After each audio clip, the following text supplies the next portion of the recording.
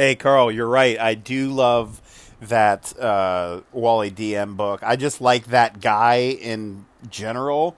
I've been watching his YouTube channel since it started, basically, years and years ago. He seems like a super nice guy. We've talked through emails and stuff.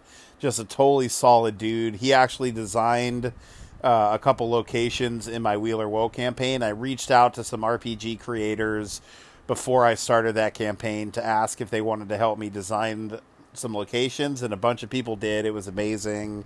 And yeah, I love that guy. I hope he wins. I also find it funny that there's a there's a product up for an award for 5th edition that basically just does what Pathfinder 2 already does. No shade on that project. That's an awesome thing they did, but it's just funny that you got to. Oh shit, I just dropped my phone on my face. Bye. Yeah, Joe, that one product where they kind of get rid of the idea of or the term race and talk about species and then let it be modular and malleable is exactly what Pathfinder 2 did, which I thought was one of the beauties of Pathfinder 2. And I'm glad that you think that it's getting some traction. I'm going to talk about it in a little bit in my move segment. But yeah, it's a interesting interesting. I feel like Paizo sometimes is ahead of the game. I mean, yeah, they definitely share freelancers, Wizards and Paizo do, but it seems to me that Paizo knows the vibe of the community a little better and is not so detached and can get products out there that reflect who we are, what we want to play, and they make really good adventures, or at least in the adventure path. The first, like we've said, the first adventure in the adventure path is usually really damn good and has a lot of cool and unique subsystems that are introduced. Um, there you go. There is one though. There's one that I haven't run that I want to run, a Pathfinder Adventure Path, and that's the one. I will get the name. Hold on. The adventure path is the Reign of Winter one, where you get to travel around in Baba Yaga's hut. Spoiler, but it says that in the blurb anyway. And you do the cool thing. I think in number 5, you travel to early 20th century Earth, and you get to fight Rasputin. So I think I'd like to run that because of this genre hopping, and also actually one of my friends, Brandon Hodge, who I worked on a couple projects with Cobalt Press and Paizo, actually have game credit somewhere back in the early aughts, I think. But Brandon Hodge wrote it. It's called Rasputin Must Die. Maybe it'd be fun to just make characters of that level and run that adventure. Anyway, I'll talk to you soon. Thanks for calling, Mr. Mouse Rat, Rat Mouse, Joe Richter.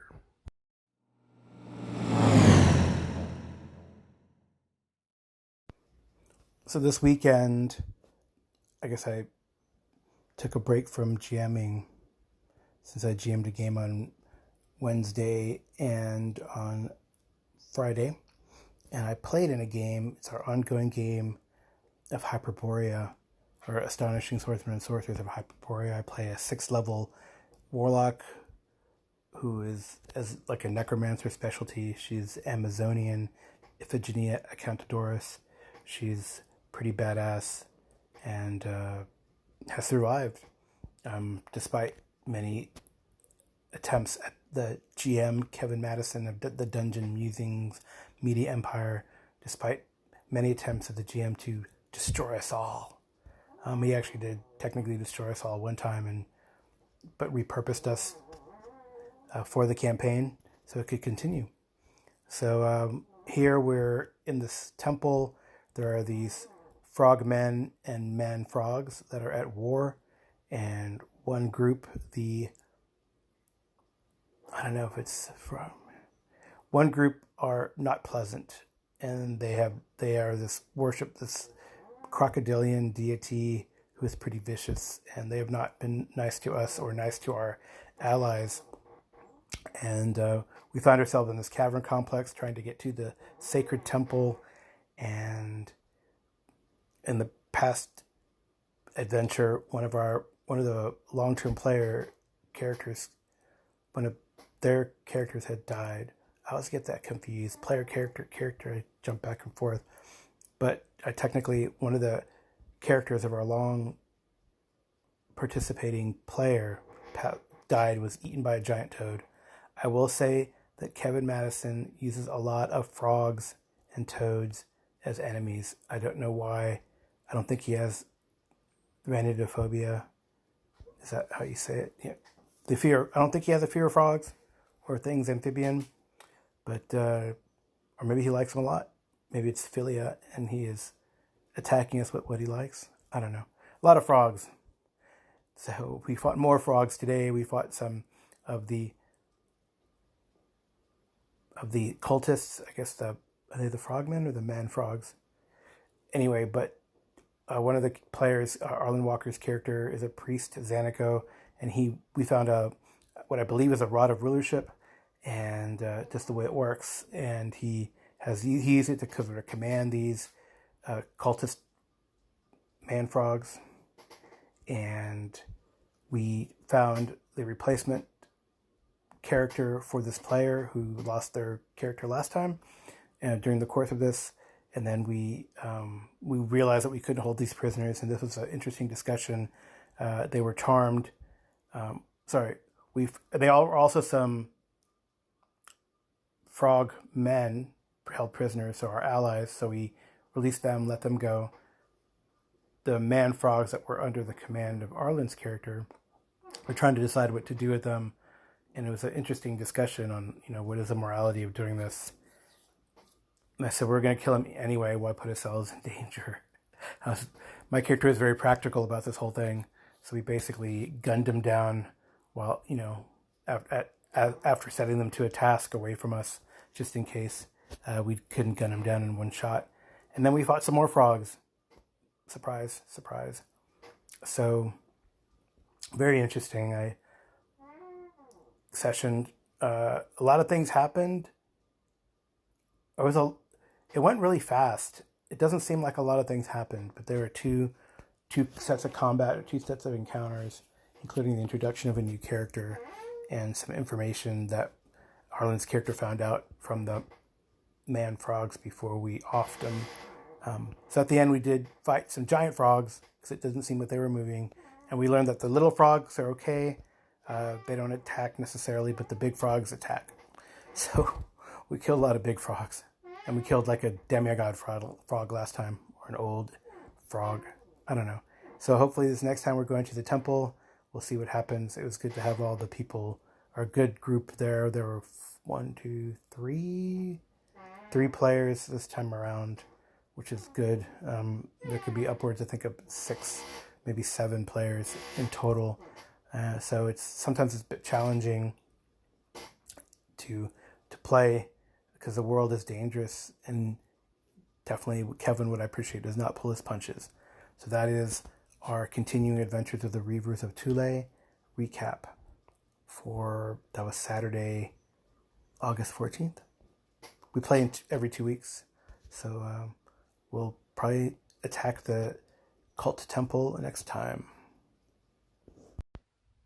So what does my Ash recap have to do with Move? Well, it's a stretch, but I will say a lot of that particular play, and you might see, I think we were live at that time on Kevin Madison Dungeon Musings YouTube channel, but we talked a lot about what's going to happen when we switch over or move, or are we going to move to the 3rd edition of Hyperborea, which just had a Kickstarter that came out. Well, I guess it's the 3rd edition of the rule set. It was called Astonishing Swordsmen and Sorcerers of Hyperborea, but they shortened it for branding purposes to Hyperborea because that's what they call it all the time in conventions, etc.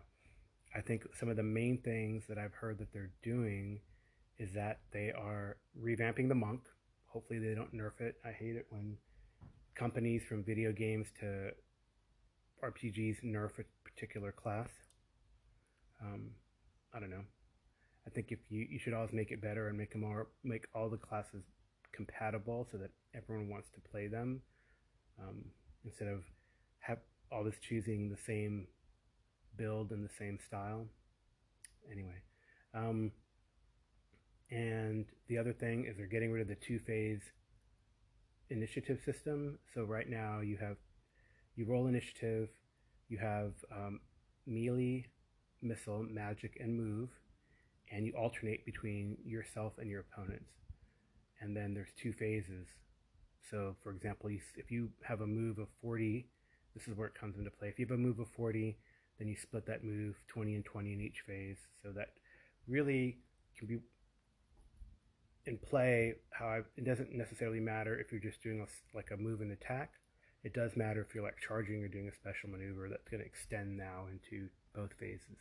So they've gotten rid of that, but they're still, according to the commentary that I've seen on the forums, going to have, you know, your group goes still one single initiative, single party initiative. So I guess the term would be party initiative, not single player initiative. So party initiative, and then if you win, you go, and then the opponent goes in each of the segments. So melee, you go, they go melee. Missile, you go, they go missile. Magic, etc. And they also very much stress declaring actions, and that declaring actions has been the bone of contention in my experience when I've run it. Anyway, are we going to move to the third edition? I think Kevin said if it doesn't break things too much and there's no giant nerf bats taken to certain classes, then yeah, we're going to go to third edition just to support the product. And that's very interesting because as much as I love Pathfinder, and I know Joe, you are a person after my own Pathfinder heart. I love Pathfinder and all the super duper options in the adventure paths that are, I got a whole damn box and shelf of adventure paths, right? Since I've been subscribing since the very beginning, Rise of the Rune Lords. I need to dust those off and put them in bags and make sure they're okay. Actually, it's been a while. So anyway, when we were wanting to play Pathfinder or Pathfinder-like game, I think it was unanimous that we don't want to go backwards. We want to move forwards and use the Pathfinder tool rule set. And we started running the Extinction Curse. It was VTT. I just feel like, and I've played some Pathfinder VTT. I honestly feel like Pathfinder is a better game live because of one of the best things they did, other than what I talked about, the species and how you can basically customize the stats for your particular culture or species. But something I love is the action economy. You have 3 actions. They delineate how much each action might cost you. Shields matter. I mean, things like that are pretty cool. We really enjoyed. So I don't know, maybe it's just the players in the game, the VTT, the COVID fatigue, because that group had just finished a big campaign of Starfinder, the Dead Suns Adventure Pass. So maybe we were all tired of the VTT and waiting for the live. So I think the biggest move, though, was back when 4th edition came out, and a lot of us were playing 3.5, and we did not like the way 4th edition played. It did play like an MMO, and if you read some of the correspondence from the time, that was a goal of the designers, to make it MMO-like, to appeal to, I guess, a younger group of players, and maybe eventually move D&D into a MMO type format. I guess they would have had Forgotten Realms World, Worlds of Forgotten Realms instead of Worlds of Warcraft, right? So anyway, our group decided to move, and we were pleased to. We did not really want to. We reluctantly moved to 4th edition, but then when Pathfinder came out, which was, as people kind of in the slang call it, D&D 3.75, we moved to Pathfinder, and I think that was one of the coolest and best things we did there in the early aughts. When did that come out? Hold on. In the early aughts, that was one of the biggest and coolest things that we did, to move to Pathfinder, because we have had a lot of fun with that rule set. And then even now, I think I guess my whole point about this is people kind of move towards what is the modern right? Look at, there's so many great products, for example, for Twilight 2000 edition mainly, and I think after playing the rule set that's out for Twilight 2000 4th edition, we're going to move to that. And what I think is great is that the designers have already thought ahead and like, oh, here's how you convert all that wonderful product from back then that we're never going to catch up with. I mean, there's like a slew of products, not to mention all the articles in Challenge magazine. So so I think we're going to move to Twilight 2000 4th edition, right? And maybe that's the way of things, right? Change is important. Moving to a new system is important. I guess that's why D&D 5th edition has so much popularity. People have moved to play that because it's the latest and greatest, and everyone's joining in, right? Like everything from Iron Kingdoms to which is sort of steampunkish Victorian railroads, D&D, to things like Esper Genesis, which is crazy, super heroic sci-fi D&D, using the 5e engine. So, people have moved to use that rule set, and is that good or bad? I don't know. Is moving always good or bad? Sometimes it's an improvement. Sometimes you like in the case, I think, of 3.5 to 4th, it's not the best idea, and then you quickly want to move to something that you like, right? All right, that's enough rambling for move, but move to a new system, move to something that you like, move to a better game, move to play with the people that you enjoy playing with, and yep. Happy RPG a Day 2021 for August 16th. The keyword prompt word was move.